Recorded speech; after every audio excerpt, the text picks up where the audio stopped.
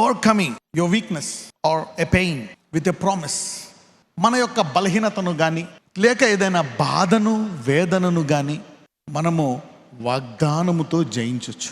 అందరూ చెప్పండి, వాగ్దానము ద్వారా మన బలహీనతలను, వ్యాధిని, నొప్పిని, లేమిని, చెప్పుకునే బాధ, చెప్పుకోలేని బాధ, ప్రతి కష్టాన్ని మనము జయించవచ్చు.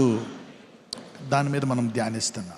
ఏదైనా ఒక బాధ వచ్చినప్పుడు, వేదన వచ్చినప్పుడు మనిషి ఏమైపోతాడంటే ఇక ఏమవుతుంది. ఉదాహరణకి ఏదైనా ఒక ఇబ్బంది కుటుంబానికి వచ్చినప్పుడు, ఒక ఉద్యోగం పోయినప్పుడు, లేకపోతే ఏదైనా జరగకూడదు జరిగినప్పుడు, డివోర్సో లేకపోతే మరణమో, అబార్షనో, లాట్ ఆఫ్ స్టఫ్ హ్యాపన్స్. ఎవరైనా నీది కబ్జా చేయడమో, మోసం చేయడమో, లేక నీ అంతట నువ్వే బలహీనుడవై పాపములో పడిపోవడమో, నీ తప్పుల్లో నువ్వు ఇరుక్కోవడమో, నీ బలహీనతల్లో నువ్వు ఇరుక్కొని నువ్వు ఇబ్బందుల పాలు అవ్వడమో, ఎటువంటివైనా కొన్నిసార్లు మనం చూస్తాం పరిస్థితులు మన జీవితంలో కొన్ని చూసి ఇక ఇది ఇంతేనేమో అని ఫిక్స్ అయిపోతాం. దాని విషయమై 5 ఏళ్ళు 10 ఏళ్ళు దాని విషయమై అప్పుడప్పుడు ప్రార్థిస్తూ నిరీక్షణ కలిగి వదిలిపెట్టేస్తాం. ఇతరుల్లో కొన్నిసార్లు కొన్ని మనం చూసి ఇది మారదు, ఈ బాధ పోదు, ఈ వేదన ఇంతే, ఇక వీళ్ళు ఇలాగే ఉంటారు అని మనం కూడా ఫిక్స్ అయిపోతాం. వాళ్ళు ఫిక్స్ అయిపోతారు. మన విషయమై మనం కొన్ని నమ్ముతాం. రోమిలికి రాసిన పత్రిక 4వ అధ్యాయం 13 నుంచి చదువుకుందాం. అతడు లోకమునకు వారసుడగునని వాగ్దానము అబ్రహామునకైనను అతని సంతానమునకైనను ధర్మశాస్త్ర మూలముగా కలగలేదు, కానీ విశ్వాసము వలనైన నీతి మూలముగానే కలిగెను. అబ్రహాముకి దేవుడు ఒక వాగ్దానం ఇచ్చాడంట. ఒక సామాన్య మానవుడు అబ్రహాం, ఒక మధ్యతరగతి కుటుంబము, కొంచెం ఉన్నతమైన కుటుంబంలో పుట్టుండొచ్చు.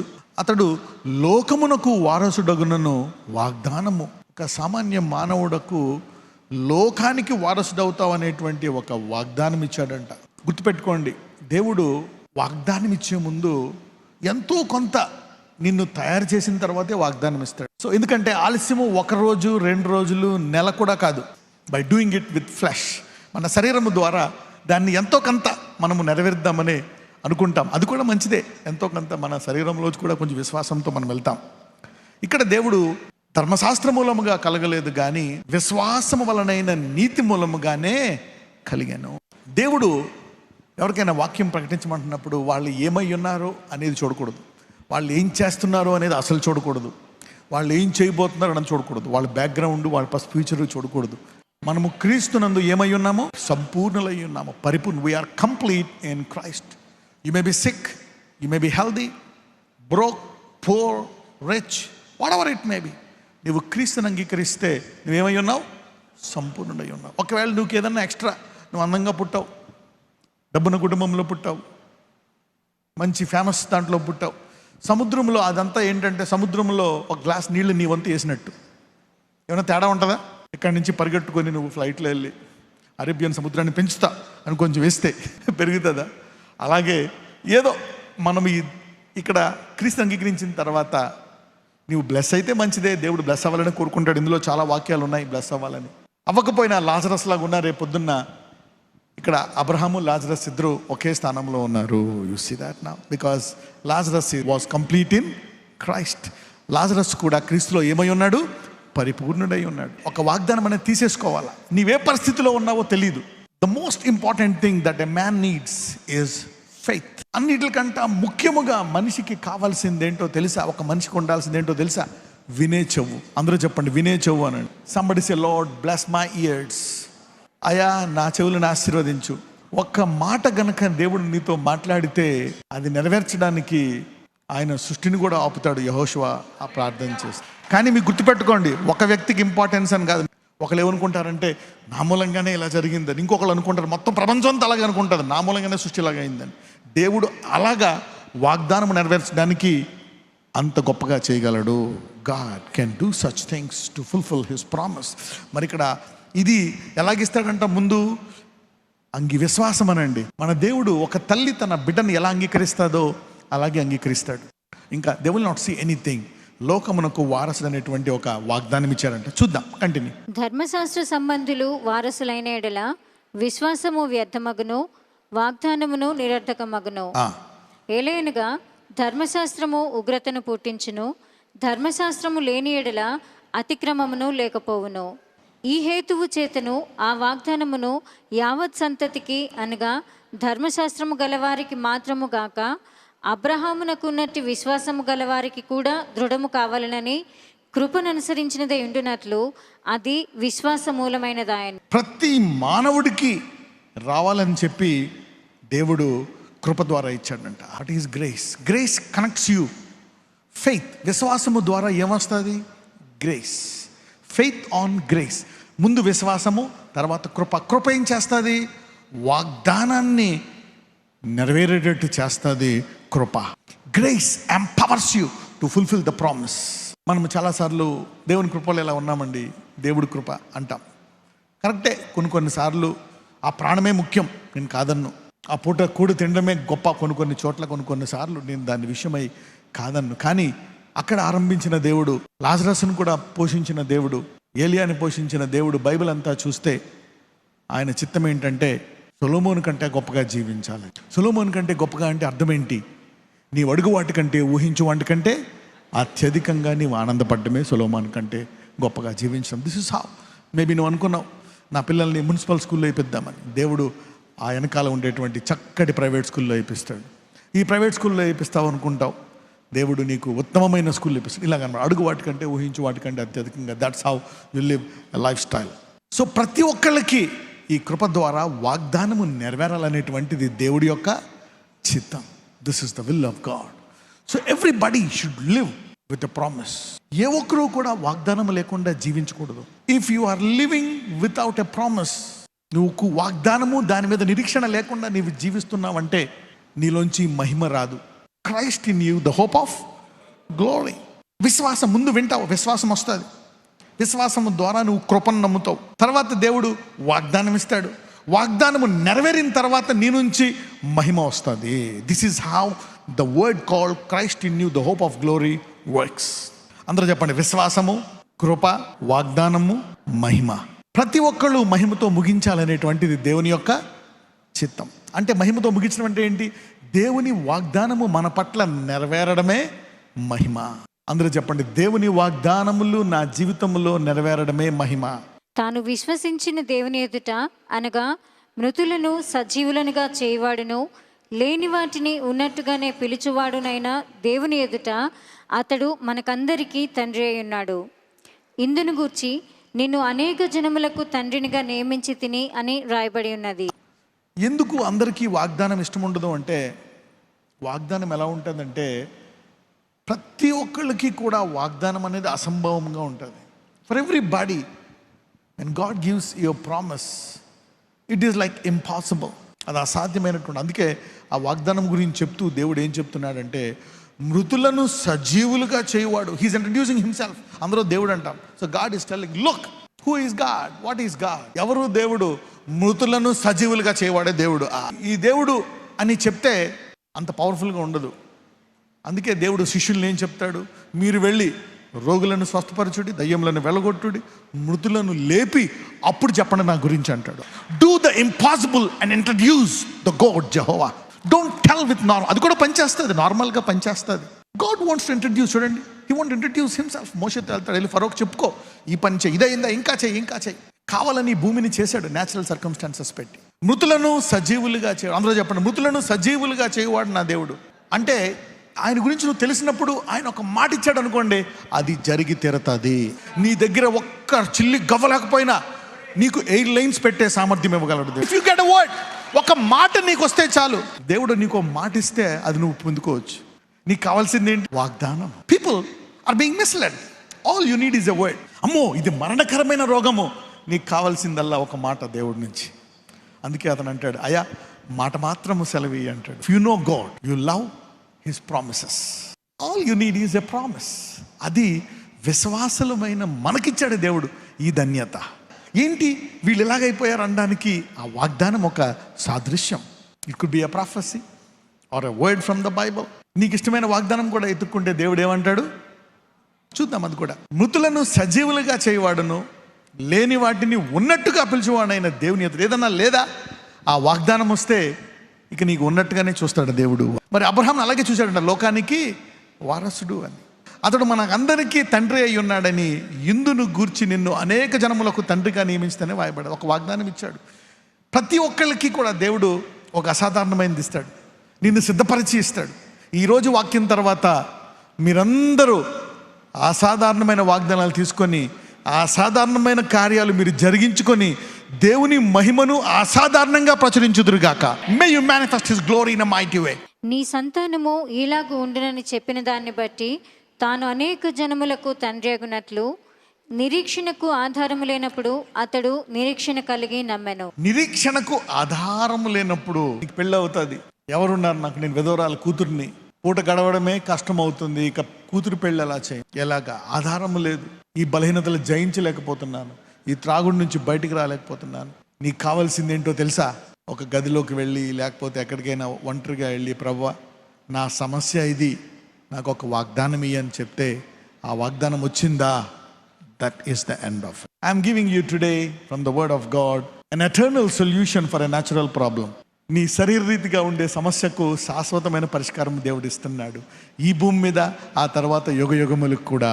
God will give eternal solutions where you can fix it in this earth as well as forever. నిరీక్షణకు ఆధారము లేనప్పుడు అతడు నిరీక్షణ కలిగి నమ్మాడు. సో ఈ వాక్యం మిమ్మల్ని సిద్ధపరుస్తుంది అనమాట. ఎవరెవరికైతే ఏ నిరీక్షణ అయితే లేదో ఈరోజు అనేకులకి వాగ్దానం ఇచ్చాడు దేవుడు. నువ్వు బైబిల్ వింటున్నప్పుడల్లా, డైలీ బ్రెడ్ అవని ఏదైనా వింటున్నప్పుడల్లా ఒక వాగ్దానం నీకు వస్తుంది, ఒక ఆశ నీకు వస్తుంది. అది వాగ్దానమే.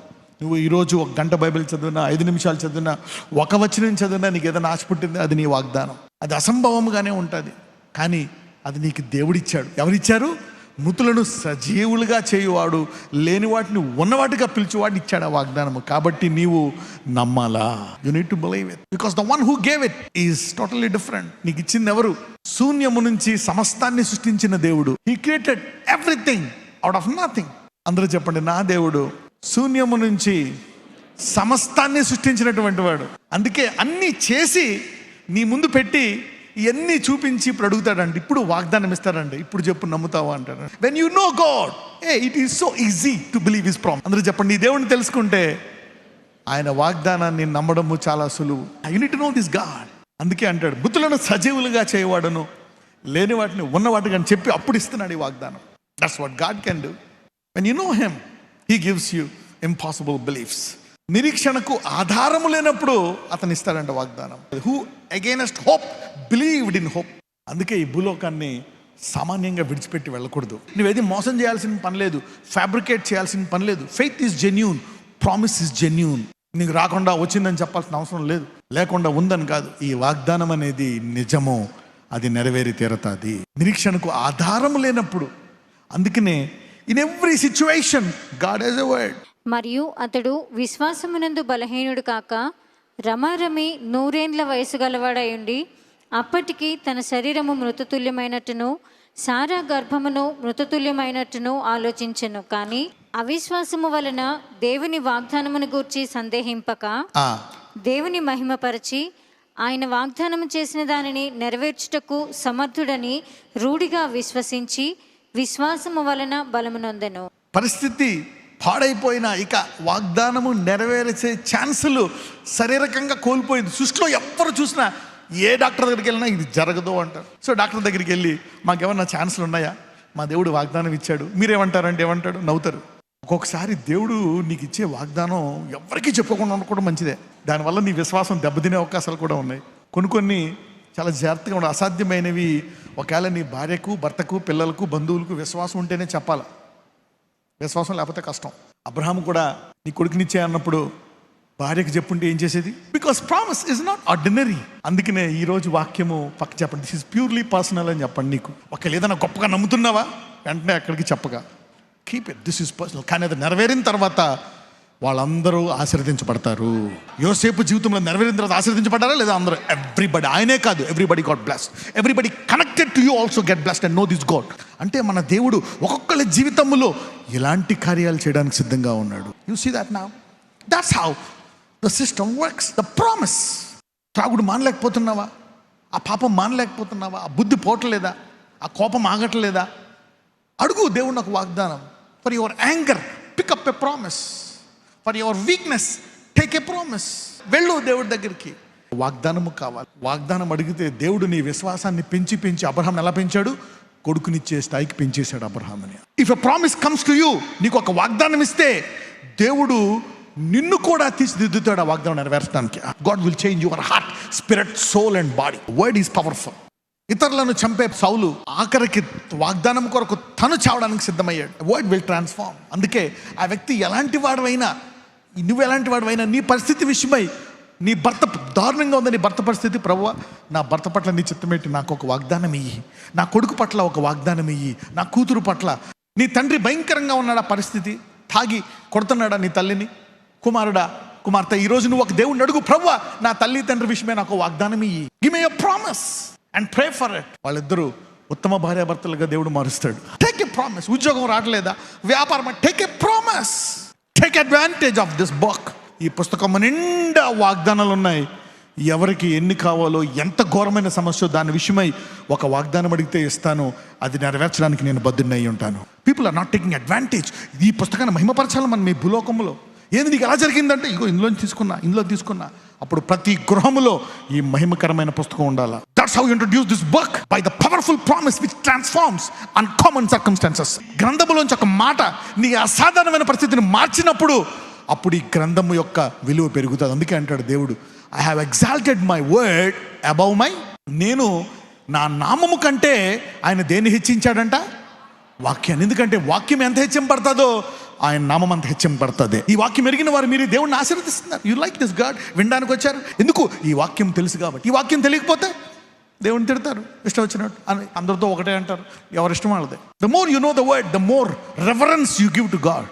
ఈ వాక్యం ఎంత ఎక్కువ తెలిస్తే అంత విశ్వాసం వస్తుంది, అంత గౌరవం నువ్వు దేవుడికి ఇస్తావు. 138వ కీర్తన 2వ వచనం, నీ పరిశుద్ధాలయము తట్టు నేను నమస్కారము చేయుచున్నాను, నీ నామమంతటి కంటే నీవిచ్చిన వాక్యమును నీవు గొప్ప చేసి ఉన్నావు. నీ కృపాసత్యములను బట్టి నీ నామమునకు కృతజ్ఞతాస్తుతులు చెల్లించుచున్నాను. కృపాసత్యాలు ఎలా తెలిసే మనకి? ఈ వాక్యము ద్వారా ఆయన కృపగలవాడు, సత్యము గలవాడు అని తెలుసుకొని దాని ద్వారా ఆ దేవుని నామము మనం ఎక్కువ విలువిస్తాం. The more you know the word, that's why he has given a system. ఇది ఆయన పెట్టిన సిస్టమే. God gives his system, he has his own laws. నాకు తెలిసి ఈరోజు అందరి సమస్యలకి పరిష్కారముగా దేవుడు ఒక వాగ్దానం ఇవ్వబోతున్నాడు. Many people are putting an end to your pain.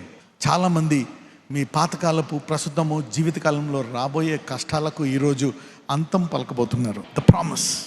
దేవుని మహిమపరిచి ఆయన వాగ్దానము చేసిన దానిని నెరవేర్చుటకు సమర్థుడని రూఢిగా విశ్వసించి విశ్వాసము వలన బలము పొందెను.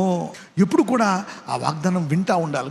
వాగ్దానం మీద విశ్వాసం పెరగడానికి మీరు సూచనలు అడగాలని చెప్పి, గాడ్ ఈరోజు నాకు ఏదన్నా ఒక చిన్న అద్భుతము చేయి, టోకెన్ చేయి, లేకపోతే వాక్యము ద్వారా నా బలాన్ని పెంచు. ఓకే, ఈ వాగ్దానం నెరవేరుస్తామని దేవుడు అబ్రహాముకి చాలాసార్లు చెప్పాడు, ఆశీర్వదిస్తానని. ఇస్సాక్కి చెప్పాడు, యాకోబు కూడా చెప్పాడా లేదా? మాటికి చెప్తా ఉన్నాడు.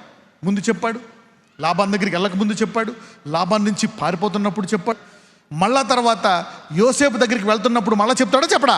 మళ్ళా చెప్తాడు. God reminds you of the promise. నువ్వు అడగాల, దేవా ప్రభువా నాకు చెప్పు. ఆ కాలంలో అయితే దేవుడు పైనుంచి చెప్పాలి, ఈ కాలంలో నీకు లోపల నుంచి చెప్తాడు దేవుడు ఒక మాట. God show me a tiny miracle, a small miracle. ఎలాగ గిద్యోను అనేక అద్భుతాలు అడుగుతాడు. నువ్వు ఒకవేళ నేను ఒక సైన్యాన్ని సమకూర్చి దేశానికి నాయకుడిగా ఉండి ఫిలిస్తీన్ని వెళ్ళగొడతానంటే నాకు ఒక వాగ్దానం ఇయ్యి అంటాడు. ఏంటి ఆ వాగ్దానము? వాగ్దానం దేవుడు ఇచ్చాడు, మన ఒక సూచన ఇయ్యి అంటాడు. ఏంటి ఆ సూచన? అనేక సూచనలు అడుగుతాడు. దూత వచ్చి ఇలా చేయాలంటాడు, దేవుడు అలా చేస్తాడు.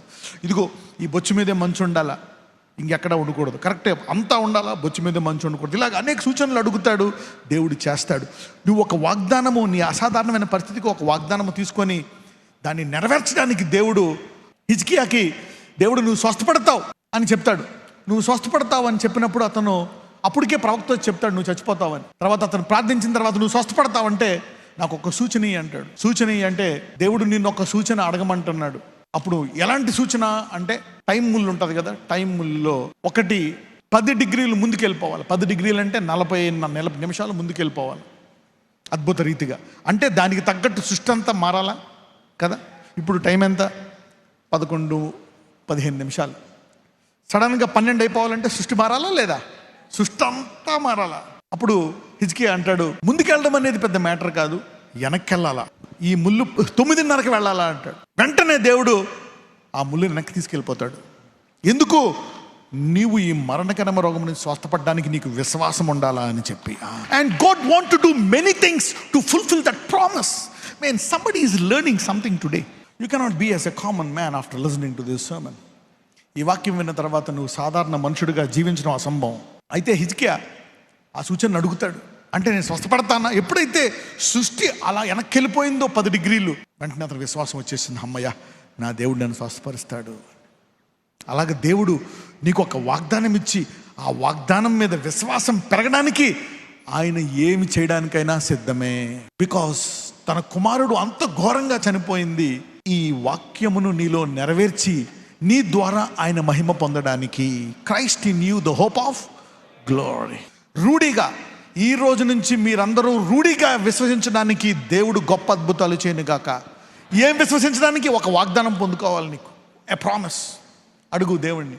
చిదిగిపోయాను ఆర్థికంగా 20 సంవత్సరాలు, నలిగిపోయాను నాయన ఒక వాగ్దానం. ఈ కుటుంబంలో నలిగిపోయాను, భయము, ఏం జరుగుతుందో తెలియదు, గడిగడ గండం, వేదన, నరక, ఈ కాపురం చేయలేకపోతున్నాను, ఈ ఉద్యోగం చేయలేకపోతున్నాను, ఈ భూమి మీద బతకాలని లేదు, నాకు వేదన.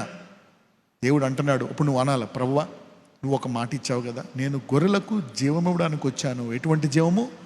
సమృద్ధి. ఆ సమృద్ధిగా జీవించడానికి నాకు ఒక మాట ఇయ్యి. అది తీసుకొని దేవుడు నిన్ను ఆశీర్వదిస్తాడు. For every fear, for every circumstances you can receive a promise. ఒక రోజుకి నీకు 10 ఉన్నాయనుకో, 10 పనులు. ఈరోజు పొద్దున్న, మధ్యాహ్నం, సాయంకాలం 10 పనులు. ఈ 10 పనులకి దేవుడు 10 వాగ్దానాలు ఇవ్వడానికి సిద్ధంగా ఉన్నాడు. జీవితకాలానికి ఒక వాగ్దానం ఇస్తాడు, రోజు రోజుకి వాగ్దానం ఇస్తాడు. హీ క్యాన్ గివ్ యూ సమృద్ధి గల జీవం. ఎంతమంది ప్రతిరోజు బైబిల్ చదువుతారు? ఎంతమంది ప్రతిరోజు వాక్యం వింటారు? ప్రభువా ఈరోజు ఉదయకాలం వాక్యములో నాకు ఒక వాగ్దానమే, నా పరిస్థితి మారాలి, నాకు వివాహం అవ్వట్లేదు, నాకు పెళ్ళి అవ్వట్లేదు, నాకు ఒక వాగ్దానమే, నాకు పిల్లలు పుట్టట్లేదు, గివ్ మీ ఎ ప్రామిస్. నాకు భయం వేస్తుంది, నా ఉద్యోగం పోతాదేమో, మా ఆయన వదిలేస్తాడేమో, నా పిల్లలు ఏమైపోతారు. అబ్రహాం కూడా ఇచ్చేసాడు ప్రవచనము, నీ పిల్లలు 4వ తరాన్ని ఇక్కడికి వచ్చి దీన్ని ఆక్రమించుకుంటారు. దేవుడు నీకే కాదు ఆయన వాగ్దానము, నీ తర్వాత 4 తరాలకి వాగ్దానం ఇవ్వగలడు దేవుడు. God can not only give you a promise for today, tomorrow, day after tomorrow, 1 year, 10 years, for 4 generations. What do you know about this God? నాకు రేపేం జరుగుతుంది, నాకు కొడుకు ఏంటి, కూతురికి ఏంటి కాదు, నీ తర్వాత 4 తరాలకి ఏం చేయబోతున్నానో దేవుడు వాగ్దానం ఇవ్వగలడు. ఇంత గొప్ప అమూల్యమైన వాగ్దానాలు పెట్టుకొని అపవాది మనల్ని వాడుకోకుండా చేస్తున్నాడు కదా. ఈరోజు అనేకుల యొక్క కాలములు, సమయములు మారిపోతున్నాయి. Many people's hearts are being transform. ఎంతమంది నమ్ముతున్నారు నీ వాగ్దానాలు దేవుడికి తెలుసు అని? అవి నెరవేర్చడానికి ఆయన సిద్ధంగా ఉన్నాడు. Don't give up. ఓకే, నజరేయుడైన యేసయ్య, ఈరోజు నువ్వు చెప్పినటువంటి వాక్యం సంఘాన్ని బలపరిచింది. ఇవాళ ఏ రీతిగా విశ్వాసము ద్వారా, కృప ద్వారా వాక్యము, ఆ వాగ్దానాన్ని మా జీవితంలో నెరవేరుస్తున్నావు. ఎన్ని సంవత్సరాలు అయితే ఓడిపోయి, అపవిజయం పొంది, అవమానాలు పొంది, భయాల్లో, రకరకాల కష్టాల్లో ఉన్నారు, ఈరోజు వారి కష్టాలకు తగినట్లు వారు వాగ్దానాలు తీసుకున్నారు నాయన. ఆ వాగ్దానాలను ఈరోజు వారి జీవితంలో నెరవేర్చమని ప్రార్థిస్తున్నాను. Lord Jesus, fulfil that in their life. ఈరోజు నువ్వు పరలోకంలో కూడా ఆ వాగ్దానాన్ని రాస్తున్నావు. You are writing those promises. ఎందుకంటే దాని కొరకు నువ్వు ప్రాణం పెట్టావు, రక్తము కార్చావు. ఈరోజు ఆ వాగ్దానాలన్నీ నెరవేర్చడానికి సిద్ధముగా ఉన్నావు. అవన్నీ నువ్వు రాసుకుంటున్నావు. రానున్న రోజుల్లో వారి బలహీనతలు బలముగా మారబోతున్నాయి. వారు కోల్పోయిన సంవత్సరాలు కూడా తిరిగి ఇచ్చేస్తున్నావు. ఆ వాగ్దానములను వారి జీవితంలో పూర్తిగా నెరవేర్చే కృప దయచేయమని నజరేయుడైన యేసు నామమున ప్రార్థిస్తున్నాము తండ్రి. ఆమెన్.